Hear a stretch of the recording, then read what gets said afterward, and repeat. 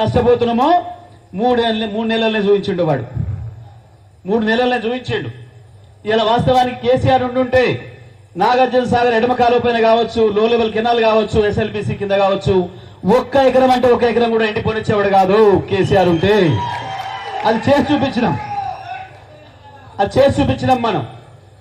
ఇవాళ ఉన్న లెవెల్ కంటే తక్కువ ఉన్నాడు కూడా నాగార్జున సాగర్ ఎడమ కాలువ కావచ్చు, ఎస్ఎల్బిసి కావచ్చు. ఇక్కడ నల్లగొండ మంచిళ్ళ వంకతో తీసుకొచ్చినాం. ఓ స్వస్థనే తూము లేపారు దొబ్బినాం, బ్రహ్మాండంగా పంటలు పండించుకున్నాం. పాలేరుకు మంచిళ్ళు ఇస్తామన్న పేరు మీద గేట్లు చెప్పినాం. మన రైతులతోనే గేట్లు లేపించుకున్నాం. బ్రహ్మాండంగా 2 సార్లు పంటలు పండించుకున్నాం. కానీ నిన్నేం జరిగింది? వరుసగా 12 రోజులు పోలీసులను కాపులా పెట్టి ఖమ్మం నీళ్లు తీసుకుపోతుంటే ఈ దద్దమ్మ మంత్రులు, దద్దమ్మ ఎమ్మెల్యేలు నోరు మూసుకొని కూర్చున్నారు. ఒక్కడైనా అటువైపు చూడలే. అయిందానికి కాందానికి తగుదనమ్మా అని చెప్పి ఉరుకురికి ఎగిరిపోయాడు వెంకటరెడ్డి. పత్తా లేడు, 10 రోజుల నుంచి పత్తా లేడు. ఏమైంది మరి? అంతకుముందు 100 రోజులు రోజు పేపర్లు కనబడేది, ఏదో ఒకటి వచ్చినా మాట్లాడి. ఈ మధ్యన ఇంగ్లీష్ కూడా మాట్లాడుతున్నాడు. రేవంత్ మాట్లాడతాడా, నేను మాట్లాడలేదా అని ఆ పనిలో పడ్డాడు. ఏమైంది మరి? ఎందుకు రావట్లే? ఎందుకో ఉరకాడు కాలకట్ట మీదకి, నాగసారి కాలకట్ట మీదకి ఎందుకు పోడు? నేను మాట్లాడియాలని ప్రయత్నం చేసిన. నేను జనరల్గా మాట్లాడిన భాష కూడా, పదాలు కూడా ఉపయోగించి మాట్లాడిన. వెంకరెడ్డికి లావు తడుస్తున్నా ఎందుకు, పొమ్మంటే కట్ట మీదకి ఓడేందుకు అని కూడా అడిగినా సపోర్ట్ చేస్తలేడు. తేలుగుంటే దొంగ లెక్క ఇట్లా పడుకొని బయటకు వెళ్తలేడు. ఎందుకు వెళ్తలేడు? ప్రజలు చెప్పులతో రెడీగా ఉన్నారు, రైతులు చెప్పులు తీసుకొని రెడీగా ఉన్నారు. ఏ చెప్పుతోనైతే కొట్టమన్నవా నువ్వు, ఆ చెప్పులు తీసుకొని ప్రజలు రెడీగా ఉన్నారు ఇవాళ లక్షలాది మంది. ఆ భయంతోనే బయటకు వెళ్తలేడు. ఏం మాట్లాడిండు?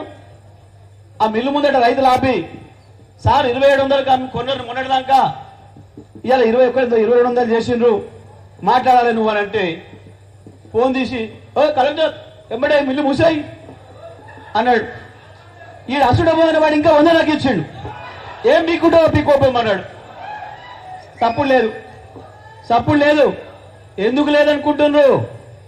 దొంగలు వీళ్ళే ధరలు తగ్గమని చెప్పింది.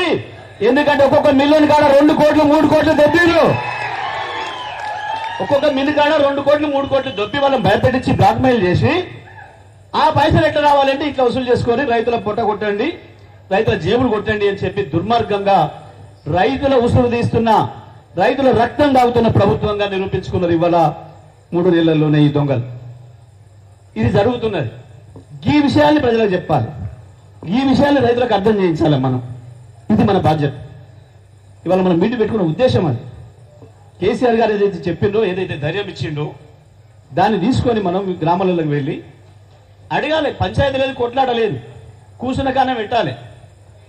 పక్కింటిని అడిగితే, అన్నా ఉరుకురికి ఓటేస్తేవి, వచ్చిందా రైతు బంధు, అయిందా రుణమాఫీ 2 లక్షలు, ఇస్తున్నాడా బోనస్, గవి చాలు అడిగింది. అక్క వచ్చిందా 2500, 2500 ఇస్తాడు ఆడపిల్లకి. ప్రతి ఆడ మనిషికి 2500 వస్తున్నాయి. అక్క నాకు వచ్చినాయి, నీకు వచ్చినాయి అంటే బా ఏమైంది? వాడు అన్ని నిజాలే చెప్పినాడు. చెప్పొచ్చినాడు. చెప్పాలి, మీరు తప్పకుండా చెప్పి తీరాలి, అడగాలి. అక్క నాకు వచ్చింది, నాకు అప్లికేషన్ తీసుకుపోయి 2500 ఇస్తాను, నీకు కూడా వచ్చిందని పక్కింటి ఆమెను అడిగితే అయ్యేపాయ. ఆమె ఇంకా 10 మందిని అడుగుతుంది. పనిచేది వస్తూనే ఉంటుంది, పుడుతుంది, గానే పుడుతుంది. మరి ఆడ పుడుతుంది, గట్టనే చేయాలి. ఏం జరిగింది?